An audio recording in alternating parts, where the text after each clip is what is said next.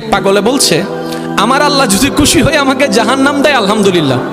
এবার শিক্ষিত সমাজ যারা আমাদের মতো কিছু আছে না, বেশি পণ্ডিত, এবার যাই বলতেছে সবাই চাই জান্নাতে যাইতে, এই পাগলে চাই জাহান্নামে যাইতে। কত বড় গাদা। পাগলে মুস্কি হেসে বলে যায়, হ্যাঁ ঠিকই বলছেন, আপনাদের মতো সুস্থ আমি হতে চাই না, এই পাগলেই থাকতে চাই। এবার তাদের একটু টনক লটলো, কই কেন? সবাই চাই জান্নাত, তুমি চাচ্ছ জাহান্নাম। বলে যে ভাইয়ারা, আপনারা মনে হয় আমার কথাটা খেয়াল করেন নাই। আমি বলেছি আমার রব যদি খুশি হয়ে,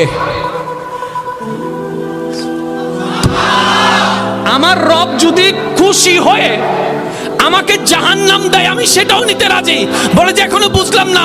পাগল বলে জ্ঞান দিয়ে রবের বিষয় বোঝা যায় না, দিল দিয়ে বুঝতে হয়। আরে শুনো, রব যখন খুশি হয়ে যাবে জাহান্নামটা জান্নাত হয়ে যাবে, রব যখন নারাজ হয়ে যাবে জান্নাতটা জাহান্নাম হয়ে যাবে।